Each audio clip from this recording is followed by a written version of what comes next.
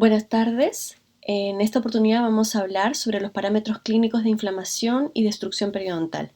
La idea de esta sesión es de que puedan saber cómo se registran estos parámetros clínicos en la ficha clínica. ¿Sí? Ahí vamos a darles unas indicaciones de cómo se puede dar. Hay cosas importantes que nunca se deben de olvidar. Siempre pensar que los pacientes son personas y siempre tener en cuenta el motivo de consulta de la persona. Y una vez que sepamos ello, lo primero que vamos a hacer es realizar el examen periodontal básico. ¿Qué es el examen periodontal básico? Es determinar la necesidad de tratamiento del paciente. ¿Sí? Con este examen nosotros logramos determinar ello.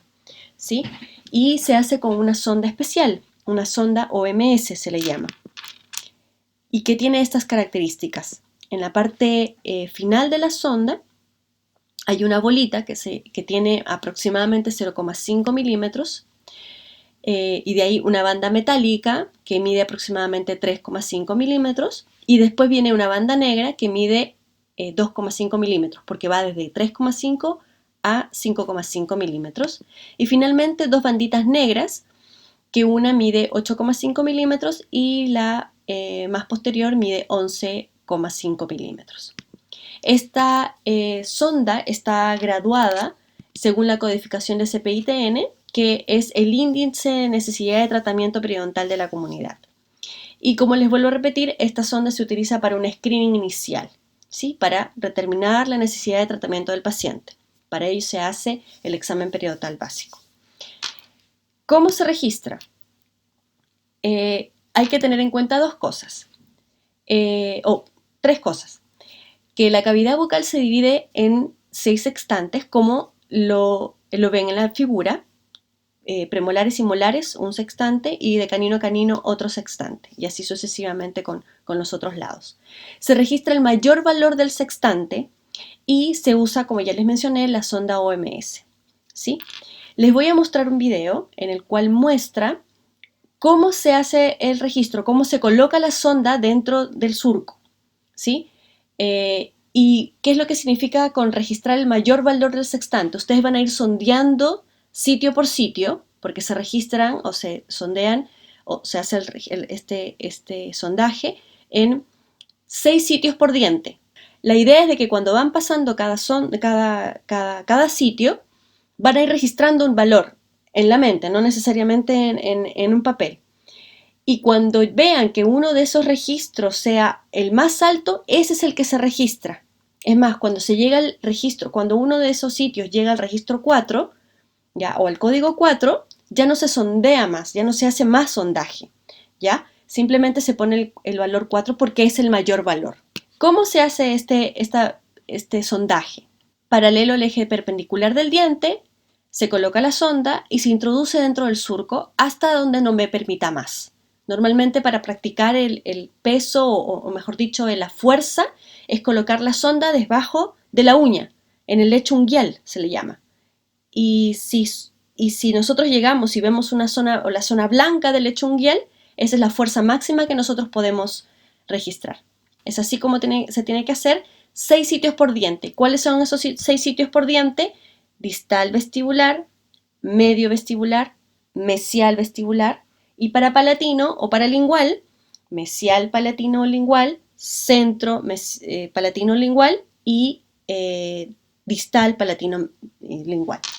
Entonces, el examen se colocan códigos, como les dije anteriormente. ¿Cuáles son esos códigos? El primer código que se puede colocar es el código 0.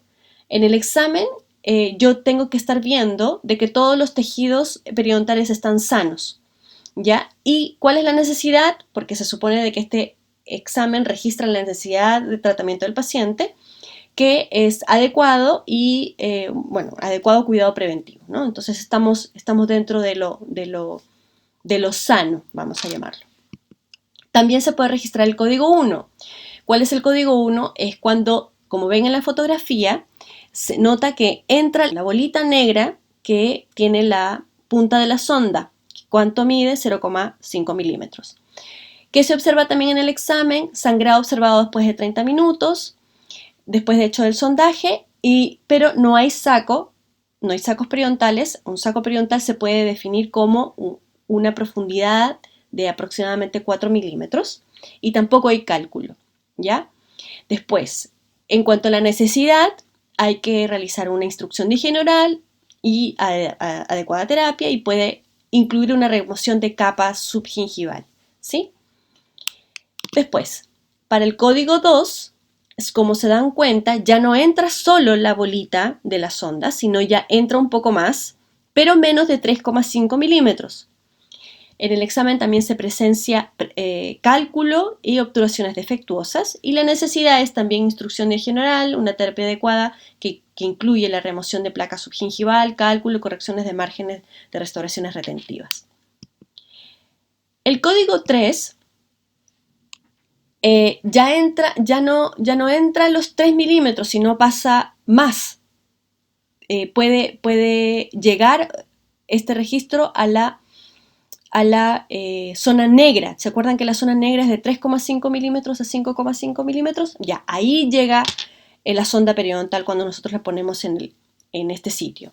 Ya, como vuelvo a repetir, el examen registra sacos periodontales de 3,5 a 5,5 milímetros. El área negra de la sonda se encuentra a nivel del margen gingival y también hay cálculo, hay sangrado, hay obturaciones desbordantes, etc. La necesidad de realizar periodontograma. Sí, acuérdense de que para este código se realiza periodontograma. Y si hay más de 2 sextantes que tienen código 3, el periodontograma se realiza completo. ¿A qué se refiere el periodontograma completo? En toda la boca. También existe el código 4, que es el último código que ya, cuando yo coloco la sonda en el sitio, introduce más de 5,5 milímetros, como dice ahí. Y la zona negra, la banda negra, esta que va de 3,5 a 5,5, ya no se visualiza. Y en cuanto a la necesidad, exhaustivo periodontal, examen periodontal, periodontograma completo, para determinar un plan de tratamiento adecuado y muy probablemente la derivación a un especialista. Hay un código que le colocamos asterisco, que normalmente puede ir acompañado del 4 o puede ir solo también, ¿sí? ¿Y qué es lo que significa en el examen? Que pueden haber recesiones gingivales, compromiso de furcación, pérdida de inserción más de 7 milímetros y que cuando la necesidad, y la necesidad es de un examen periodontal exhaustivo, periodontograma completo y derivación especialista. Entonces, ¿qué es lo que vemos? Nosotros tenemos código 0, código 1, código 2, código 3 y código 4 y el asterisco. ¿Sí? Cuando tenemos código 0 sabemos que estamos en una situación de salud, pero cuando tenemos código 1 y código 2 probablemente estemos enfrentándonos a una situación de inflamación. Cuando tenemos código 3 y código 4, incluyendo el asterisco, probablemente tenemos una posible destrucción. Y esto nos lleva a que tenemos que realizar un examen completo, un examen periodontal completo, un periodontograma, cuando estamos hablando del código 3 y código 4. Acuérdense bien de eso. Código 1 y código 2 asociado a inflamación y código 3 y código 4 posible destrucción. Esto significa que se tiene que realizar un examen completo, un periodontograma completo. Ahora, hay situaciones en las cuales, o en parte del registro del examen es determinar o ver cuáles son las características que tiene la encía. Por eso acá dice describir la encía según las características. ¿Cuáles son las características que ya vimos anteriormente? Color, puede ser eritematoso, generalizado, etc., ¿no? O localizado, dependiendo de la situación. Posición, si está la encía a nivel del LAC, o está hacia apical, o está hacia coronal. Ya puede ser generalizado, no generalizado, asociado solamente a un sextante, asociado a un grupo de dientes, etc., ¿no? Con pérdida de altura de las papilas dentarias, etc. Todo lo que es la posición de la encía se coloca ahí. Todo lo que es la forma también, redonda, en filo de cuchillo, globosa, ¿no? Que tiene que ver en relación con lo redondeada, también. Ya pérdida de filo de cuchillo, no, lo que normalmente pasa es de que el filo de cuchillo se denomina a una encía sana. Entonces, cuando hay pérdida de filo de cuchillo, se dice que ya estamos en una inflamación, todo lo que conlleva con forma se coloca ahí, ¿sí? Consistencia y superficie, si es blanda, si es dura, ¿no? Si la superficie es lisa brillante, si no es lisa, si es más opaca. ustedes se van a dar cuenta que hay situaciones específicas de ello, ¿no? Todo lo que tenga que ver con consistencia y superficie se coloca ahí. Tamaño, aumentado, disminuido, etc. Y alteraciones del margen gingival. MG significa margen gingival y estamos hablando de las recesiones gingivales, ya sean generalizadas o localizadas. Se pueden presentar diversas situaciones como las que estamos presentando aquí, ¿sí? Y todas estas tienen características especiales, ¿no? Por ejemplo, en la foto número 1, ahí en forma podemos ver que es redonda, en posición podemos ver que está a nivel del LAC en algunas zonas, pero en otras está hacia apical, ¿sí? Color eritematoso generalizado, por ejemplo.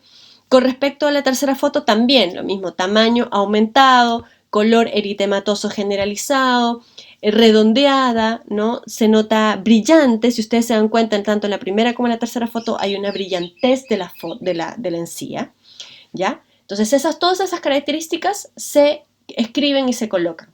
El índice de higiene oral es para determinar la higiene del paciente, ¿ya? Se ven 4 superficies, ¿sí? Mesial, vestibular, distal y palatino, ¿ya? Me refiero a todo vestibular, que es mesial, centro y distal, y palatino, y una zona en palatino, que normalmente se registra en el centro, ¿sí? Se utiliza una pastillita, ¿sí? Una pastillita reveladora se le llama, el paciente la introduce en la boca, la disgrega, y de ahí esta pastillita comienza a teñir todas las zonas en las cuales están con placa. Y como les digo, se registran 4 superficies por diente, ¿sí? Entonces, lo que nosotros vemos o se representa es el porcentaje de superficies libres de placa del total de superficies examinadas. ¿Esto qué quiere decir? Que yo sumo todas las superficies de cada diente en total. Por ejemplo, si tenemos, para que sea un número corto, ¿ya? Si tenemos 5 dientes, todas las superficies son 20, porque si estamos tomando 4 superficies por cada diente, son 5 dientes, 5 por 4, 20. 20 superficies examinadas que se coloca en la sección de número de superficies examinadas. ¿Y cuáles son las libres de placa? Se colocan ahí las que no tienen placa. Como ven en la figurita de arriba de la derecha, en donde ven zonas que está pintada con azul y son las pintadas con blanco. Las zonas pintadas con blanco son las que no tienen placa. Entonces, esas son las que se cuentan. ¿De acuerdo? Entonces, esas son las que se cuentan. Supongamos que en estos dientes tenemos 3. Ya en estos dientes que estamos haciendo el ejemplo de 5, en estos 5 dientes tenemos 3 superficies que tienen libre de placa. Esto se divide 3 entre 20 y se multiplica por 100, porque siempre se da un porcentaje. Y ese es el índice de higiene. ¿Ya? Ahora, el índice de higiene, si yo lo resto del 100%, supongamos que aquí me sale 5% de índice de higiene oral. Si yo lo resto del 100, me sale 95% de índice de placa, ¿ya? Que es al revés del índice de higiene, ¿ya? Entonces, normalmente se registra el índice de higiene, lo que les estoy mencionando. El índice de higiene es el número de superficies libres de placa dividido por el número de superficies examinadas multiplicado por 100 para que me dé un porcentaje, y ese es el índice de higiene oral. Entonces, ¿qué significa tener un índice de higiene del 10%? Significa que el 10% de las superficies que estarían examinadas están libres de placa. Solamente el 10% estaría libre de placa. Eso significa que tiene mala higiene oral. Pero, ¿qué significa tener un índice de higiene oral del 95%? Significa que el 95% de las superficies que estarían examinadas estarían libres de placa. Eso significa que tiene buena higiene oral. Pero tengan cuidado con lo siguiente. Lo ideal es considerar menos del 20%, ¿sí? Es un parámetro clínico utilizado en la educación de higiene del paciente, ¿ya? Pero hay que tener mucho cuidado porque no siempre muestra la estabilidad en el tiempo. Y otra cosa también que hay que tener en cuenta es que observar con detalle la distribución y el porcentaje. ¿Por qué les digo todo esto? El paciente puede decir, hoy día me toca cita hora con el dentista, y va con el dentista, pero momentos antes se lava los dientes y ya no hay placa. ¿Ya? Entonces, aparentemente tenemos una excelente higiene oral, pero sangra las encías. ¿Ya? Entonces hay que tener cuidado con eso, porque no es estable en el tiempo, y también con lo otro. Por ejemplo, si es zurdo o diestro, siempre va a haber un lado que se cepille mejor que el otro. ¿Ya? Entonces también hay que ver la distribución y el porcentaje, ¿sí? Vuelvo a repetir, ideal considerar el 20%, menos del 20%, pero hay que tener ojo con los otros parámetros que vamos a ver más adelante.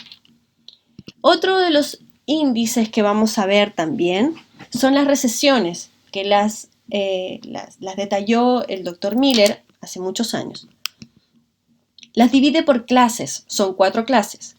La clase 1 la define como la recesión que no llega a la línea mucogingival y sin destrucción de tejidos periodontales. Como muestran en la figurita de arriba, simplemente es la recesión que está distribuida en la zona más oscura de azul, ¿ya? ¿Cuál es la línea mucogingival? Es esa línea que divide los colores más oscuros, el azul más oscuro con el azul más claro, ¿sí? Entonces esa recesión no llega a esa línea mucogingival, como lo muestran en la foto que está abajo, ¿de acuerdo? Después, clase 2, ¿sí? Es la recesión que se extiende hasta o más allá de la línea mucogingival, como lo ven en la figura de arriba.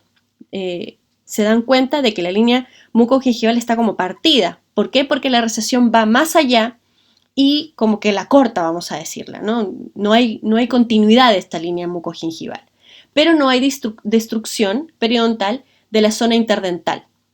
Se dan cuenta que no hay ninguna destrucción a nivel interdental, entre los dientes no hay destrucción, solamente es a nivel a nivel vestibular, vamos a decirlo, ¿ya? A nivel de la cara frontal. Y como lo ven en la figura clínica de la parte de abajo, pasa la línea mucogingival y hay una recesión bastante considerable. A nivel de la clase número 3 se define como la recesión alcanzada o que alcanza la línea mucogingival con destrucción del tejido periodontal. Si se dan cuenta, ahí en la foto 3 es muy parecida a la foto 2, pero la diferencia es de que a nivel interproximal, o mejor dicho, a nivel del tejido periodontal hay destrucción, ¿ya? En la foto de abajo, en la foto clínica, se dan cuenta que hay diferencia entre las papilas de un lado con el otro lado, ¿sí? Del diente. Entonces ahí hay un poco más de destrucción de los tejidos periodontales de inserción, ¿ya?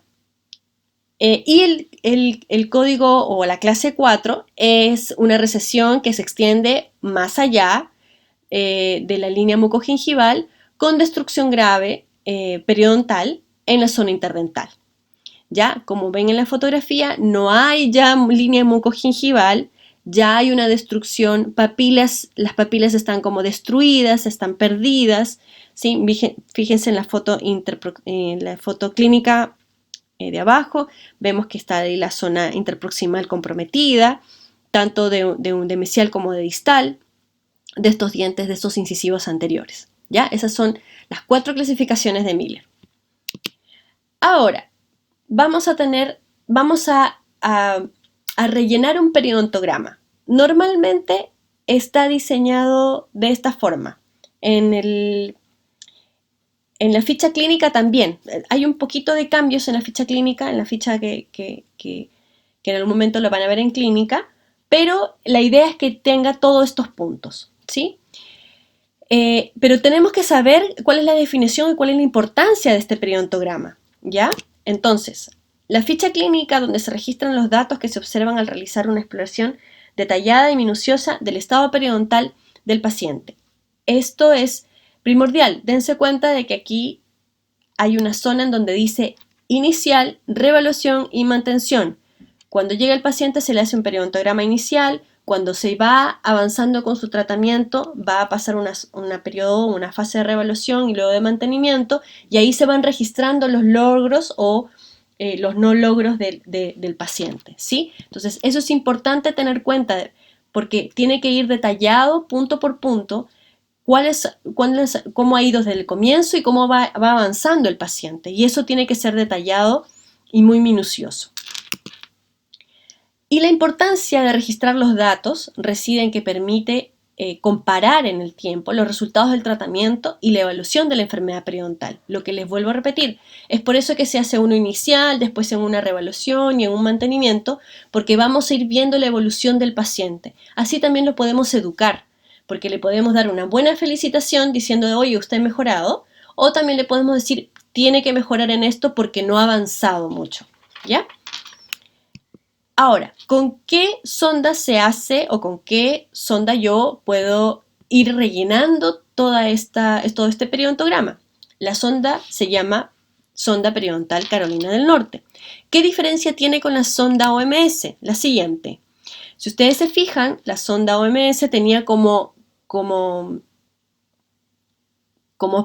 partes, ¿no es cierto? Partes 3,5, 5,5. En cambio, esta es milimetrada. Y a cada milímetro, normalmente mide 15 milímetros, todas estas rayitas que ven aquí en la sonda son en total 15. Y si se dan cuenta, la primera rayita es 1 milímetro, 2, 3 y llega al milímetro 4, 5, que es una banda negra. Y después al 9, 10 es otra banda negra. Y al 14, 15 es otra banda negra. Entonces, como les dije, graduada de 1 milímetro hasta 15 milímetros. Y hay que tener en cuenta 3 cosas que pueden haber, o mejor, hay que tener en cuenta una cosa, que hay errores por niveles, y estos son 3, ¿ya? Errores por operador, errores por instrumento y errores en el sitio, ¿ya? ¿Esto qué significa? Que el operador puede tener errores al medir o a realizar la medición de una profundidad del sondaje. Puede haber errores del instrumento. Cuando el instrumento no es de buena calidad, no puede estar bien marcadas estas líneas, pueden no estar a 1 milímetro, sino a 1,1.5 milímetros, y ya no es 1 milímetro, ¿ya? Y del sitio, por la estructura o por la forma que puede tener. Por ejemplo, un paciente que tiene maloclusión o que tiene los dientes desordenados, vamos a decirlo entre comillas, no puede tomarse bien el registro. Entonces, todas estas situaciones tenemos que tenerla y pueden ser errores, ¿sí? Errores que pueden suceder. Como ya les mostré anteriormente en el videito chiquitito que les mostré, la profundidad del sondaje se hace de la siguiente forma, ¿sí? Y en esta foto de la derecha se van a dar cuenta de que es una microfotografía de barrido en la que se le colocó un diente de una peineta en un saco periodontal de una vaca, una encía de una vaca. Entonces se le hizo un corte y se puso en el microscopio de barrido para ver qué es lo que sucedía. Y esto es simplemente para mostrarles de que el epitelio de unión, lo que están ahí viendo, es muy fuerte, ¿ya? Y eso tienen que tener mucho cuidado.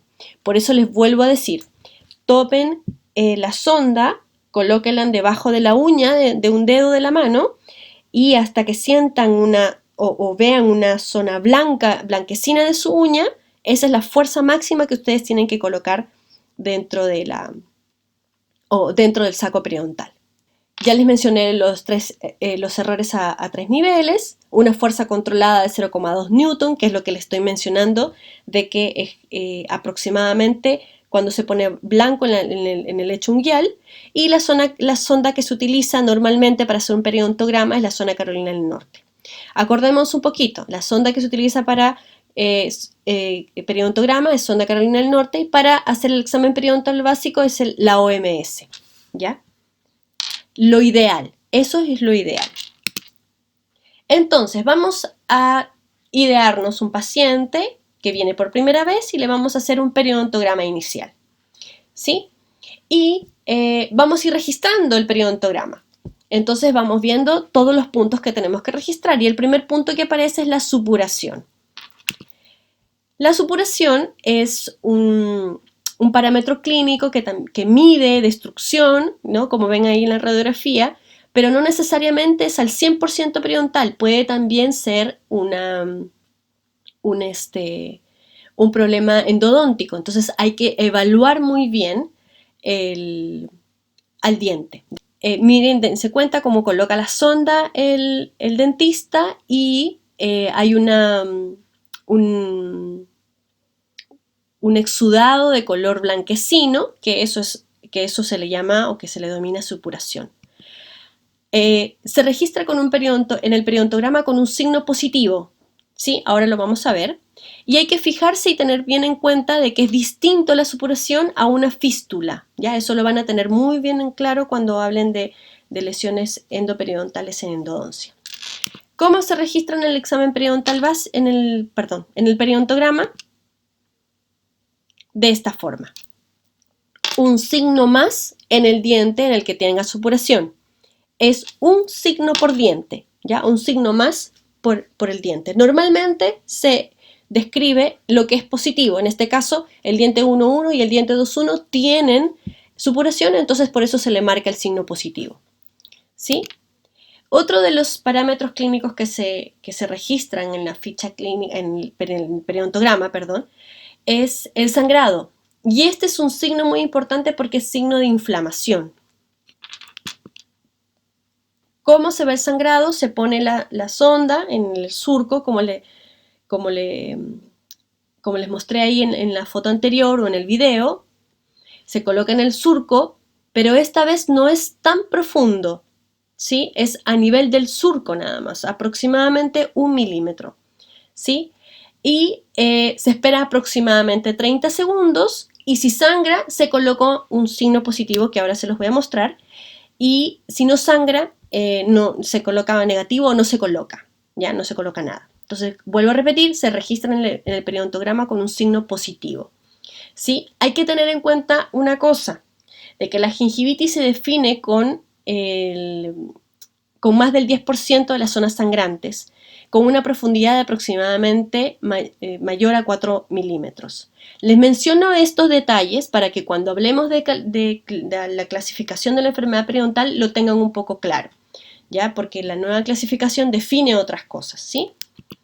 Hay que tener en cuenta también que es un signo de inflamación, como se los dije en la diapositiva anterior, determina la inflamación, pero no la destrucción, aunque puede existir una asociación, ¿ya? No siempre cuando hay sangrado hay destrucción, pero sí hay inflamación, aunque puede haber una relación entre uno y otro, ¿ya? Vuelvo a repetir.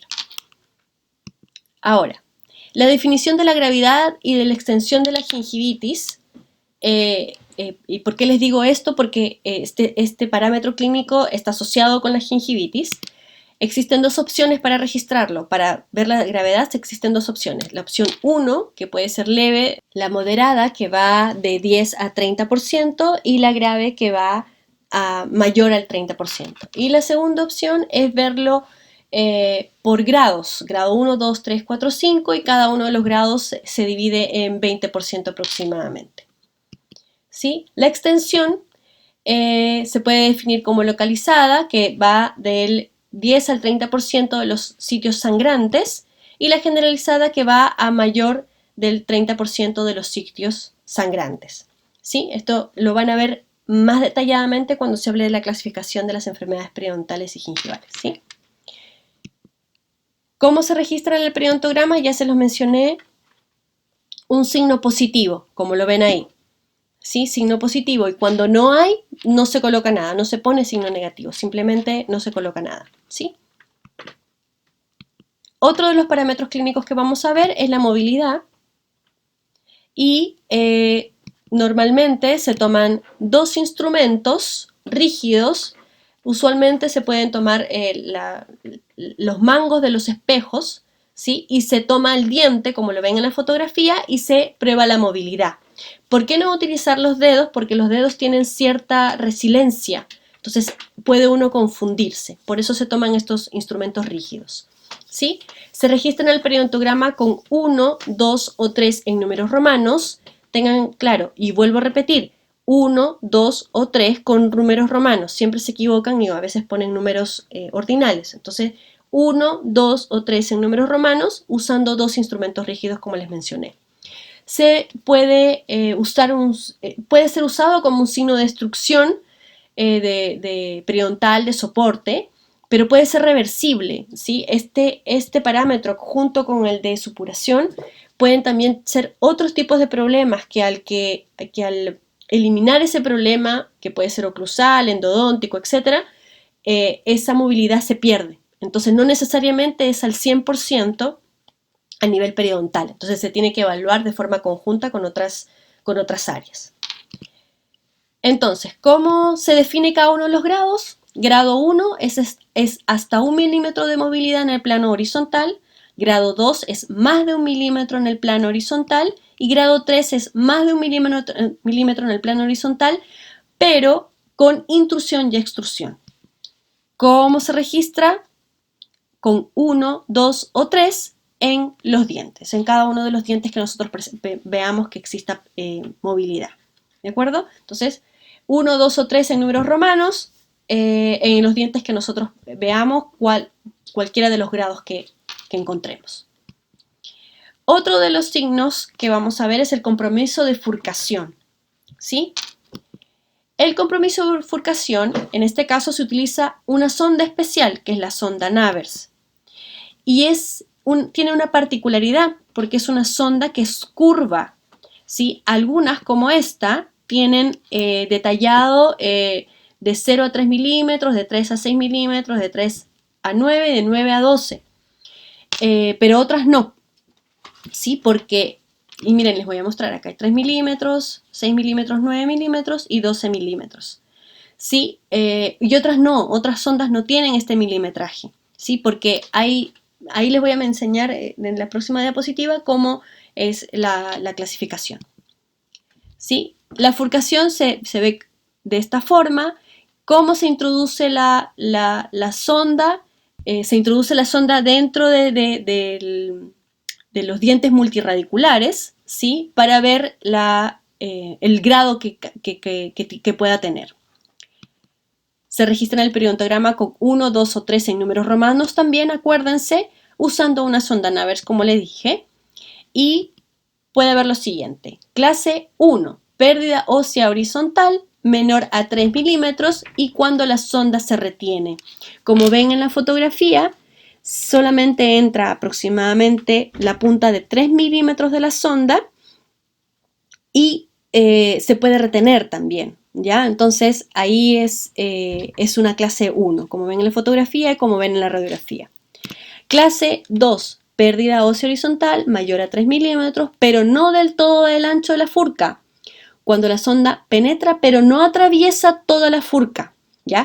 Ahí dense cuenta y fíjense, a comparación de la foto de la clase 1, la clase 1 entra como 3, 4 milímetros de la sonda, pero en la clase 2 ya entra mucho más, entra ahí casi 9 milímetros.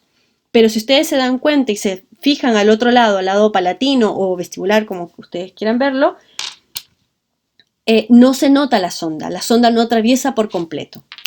Y finalmente la clase 3 es la destrucción horizontal del ancho de la bifurcación y se le llama de un lado para otro. ¿Por qué? Porque la sonda entra desde un lado para el otro lado, atraviesa y se puede ver la punta de la sonda por el otro lado donde se está viendo. ¿Ya? ¿Cómo se ve desde una parte más oclusal? De esta forma. La clase 1 solamente entra aproximadamente 3, 4 milímetros, no es todo el ancho de la furca, ¿sí? La clase 2 entra un poco más, pero no atraviesa por completo, y la clase 3 atraviesa por completo. ¿Cómo se registra en el periodontograma? De esta forma, ¿sí? Sobre todo en dientes multirradiculares, ¿sí? Que tienen tronco radicular. En este caso son los molares. Entonces ahí pueden ver que el 1.6 tiene clase 1, el 1.7 clase 2 y el 2.7 clase 3. Posición de la encía. Existen 3 situaciones. La primera situación es el agrandamiento gingival. Eso significa de que la encía está sobrepasando el límite amelocementario. La siguiente situación es a nivel del LAC. Eso significa que la encía está a nivel del límite amelocementario. Y finalmente la recesión gingival, que está debajo, o la encía está hacia apical y se puede ver el límite amelocementario. ¿ya? Se registran en el periodograma en milímetros y es la distancia que abarca desde el límite amelocementario al margen gingival. Vuelvo a repetir, es la distancia que abarca desde el límite amelocementario al margen gingival. Existen dos escuelas que las definen, ¿sí? Nosotros vamos a utilizar una, la escuela americana, ¿ya? Pero quiero que sepan las dos escuelas. La escuela europea menciona la recesión gingival que se registra con un signo positivo. Eso significa que cuando la encía está hacia nivel apical y se nota o se ve el límite amelocementario, se pone un signo negativo. Y el agrandamiento gingival con un signo positivo. Eso significa cuando no se ve el límite amelocementario y la encía está más gorda, más gruesita. Y la escuela americana indica que la recesión gingival es un signo positivo y el agrandamiento gingival un signo negativo. ¿Cómo se registra? La escuela europea lo registra de esta forma, ¿sí? Ahí ven en el registro es -1, acuérdense que es menos recesión, ¿sí? Decía -2, -1, 1. -2, -1, que es recesión, y 1, que es agrandamiento. Y fíjense que se marca y se dibuja esta posición de la encía en el periodontograma, como lo ven en la figura. Y la escuela americana, de igual forma, le puse los mismos números, pero para que se den cuenta que las líneas son completamente distintas, porque acuérdense que lo negativo o el signo negativo indica agrandamiento gingival y el signo positivo indica recesión. Otro de los parámetros que vamos a ver es la profundidad del sondaje, ¿sí? Como ven acá, introducir la sonda hasta donde haya resistencia y se mide por milímetros. Se registra en el periodontograma en milímetros y a la distancia que abarca desde el fondo del surco al margen gingival. Vuelvo a repetir, es la distancia que abarca desde el fondo del surco al margen gingival. Esa es la definición de profundidad del sondaje. Siempre es un valor positivo, acuérdense, siempre un valor positivo, no es igual como la posición de la encía, ¿sí? Siempre es un valor positivo. Hay que tener en cuenta una cosa, que la definición de saco periodontal es la siguiente: profundización patológica del surco gingivo-dentario hacia apical del límite amelocementario a expensas del epitelio de unión y en condiciones inflamatorias. Eso es la definición de un saco periodontal. Normalmente se define a partir de 4 milímetros, ¿sí? Tenemos que también saber cuál es el rol de un saco periodontal, ¿sí? Es reservorio de patógenos, dificulta la higiene, es la dirección y objetivo de nuestro tratamiento y suceden eventos también define eventos pasados de destrucción tisular. Es por ello entonces de que nuestro objetivo es tratar de no eliminar, pero sí limpiar, entre comillas, limpiar este saco periodontal para que no haya este reservorio de patógenos. ¿Cómo se registra? De la siguiente forma. En este caso lo puse de rojo para que se diferenciara, la línea también de rojo y siempre es positivo, ¿sí? Nivel de inserción clínica.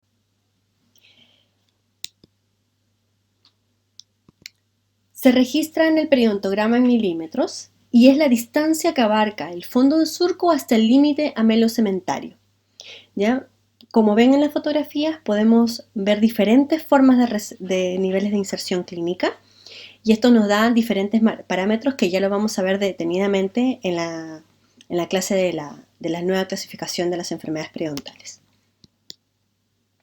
Ahora, tengamos en cuenta lo siguiente. Para poder definir bien esto de la posición de la encía, la profundidad del sondaje y el nivel de inserción clínica, tanto la escuela americana como la escuela europea definieron esto, definieron unos puntos que les voy a mostrar a continuación. Este es el diente en donde tienen, evidentemente, lo que ven es una recesión gingival. Ya la encía está hacia apical, ¿sí? En donde la profundidad del sondaje, que es la distancia que abarca desde la margen gingival hasta el fondo del surco, es 2 milímetros. Y la posición de la encía, que es del margen gingival al límite cementario, acuérdense que en la escuela europea todas las recensiones la denominaban o la definían -2, o menos, con un signo menos, y en este caso son 2 milímetros. Eso significa que la profundidad del sondaje, que está en rojo, menos la posición de la encía, que en este caso es un signo negativo, nos da el nivel de inserción clínica. Y eso es la distancia que abarca desde el límite cementario al fondo de surco, como ya lo definí anteriormente. En este caso, vamos a sustituir las letras por números y es 2 menos 2 igual el nivel de inserción clínica es de 4. Pero ¿qué pasa cuando tenemos un agrandamiento gingival? Tenemos que la profundidad del sondaje es de 4 milímetros y la posición de la encía es de 2 milímetros. Acuérdense que la escuela europea decía que el agrandamiento es en un número positivo. Y siempre acuérdense que la profundidad del sondaje es en positivo. Y esto define lo siguiente: posición o profundidad del sondaje menos posición de la encía da el nivel de inserción clínica. 4 menos 2 da a 2. La escuela americana, define lo contrario. Acuérdense de que la posición de la encía cuando era recesión la manda positivo, y en este caso es un nivel de inserción clínica de 4, y la posición de la encía o el agrandamiento gingival lo menciona como -2 y también nos da un nivel de inserción clínica de 2. La única diferencia son los signos de cada una de las escuelas, pero si se dan cuenta, en las mismas condiciones es el mismo nivel de inserción clínica.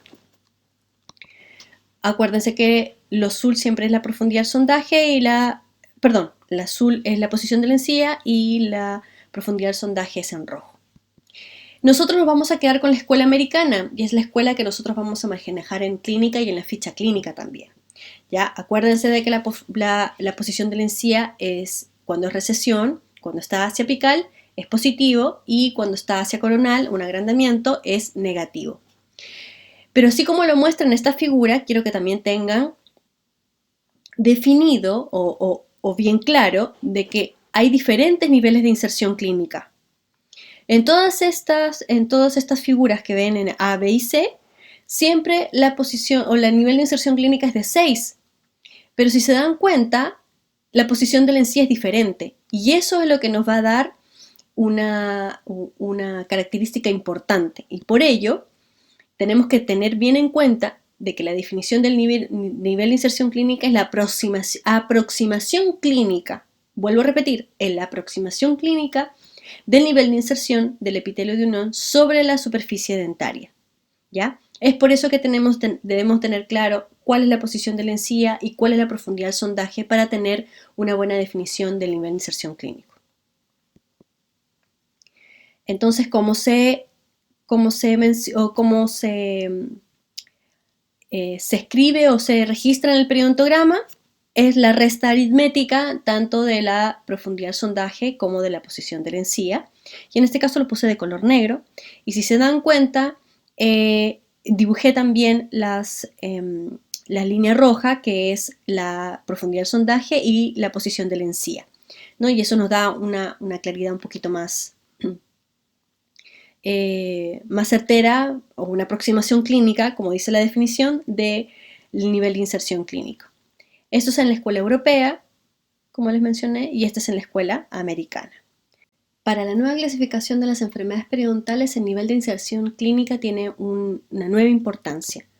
Y ahí está definida por la pérdida de inserción clínica interdental de 2 o más dientes adyacentes, y además como la pérdida de inserción interdentaria en 2 o más dientes adyacentes, o la pérdida de inserción mayor a 3 milímetros en sacos en 2 o más dientes.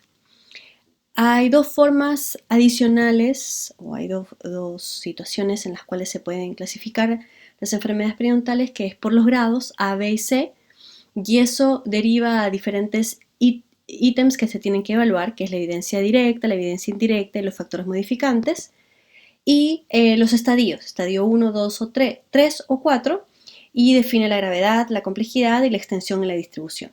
Todo eso lo van a ver más claramente en la clase que van a tener de la clasificación de las enfermedades periodontales. Entonces, tengo aquí mi periodontograma completo, inicial, ¿sí? En donde tengo todos los parámetros definidos. Pero hay que tener en cuenta ciertas situaciones, que hay algunas dificultades que pueden suceder, ¿ya? Como por ejemplo que en ocasiones el límite amelocementario se pierde por algún tipo de lesión no cariosa, alguna restauración subgingival. Se registra un límite amelocementario relativo, considerando la línea más coronal de la lesión no cariosa o la línea de cementación en el caso de las prótesis fijas. ¿Sí? Como lo ven en estas dos figuras. En este caso, la figura de la izquierda ven, o la foto clínica de la izquierda, ven que la porción de diente que está junto a la encía, ese es mi límite amelocementario, pero no es el que debiera ser, vamos a llamarlo así, sino es el relativo, ¿ya? De igual forma, en la fotografía clínica de la derecha, en donde ven al paciente con algunas prótesis fijas y donde termina la prótesis fija es donde ahí se delimita el límite amelocementario relativo, acuérdense. Otras dificultades que también tenemos es que en ocasiones pueden haber mucho cálculo, ya como la foto de la izquierda. Se deberá realizar un destartraje supragingival primero para poder detectar el límite amelocementario y poder completar el periodontograma, ¿sí? Si no, no lo van a poder realizar. Van a tener, y si lo logran realizar, van a tener un registro no adecuado, ¿sí? Y además para poder tener un punto de referencia para la medición de los parámetros. Eso. Y finalmente, en caries radiculares, lo ideal es inactivar las caries, realizar restauraciones provisionales y tomar como referencia el límite más coronal de la cavidad, ¿ya? El límite más coronal, como lo pueden ver en estas fotografías, va a ser nuestro límite amelocementario relativo. En estas dificultades se llama límite amelocementario relativo. Y eso sería todo, muchachos. Cualquier consulta, cualquier cosa, el foro está abierto para que nosotros los docentes podamos ayudarlos con algunas dudas que tengan. Esta clase es un poco larga, pero decidí no cortarla para que puedan entenderlo y puedan ir viendo paso por paso. Cualquier cosa, si también quieren, mi correo electrónico está ahí presente para que me puedan escribir.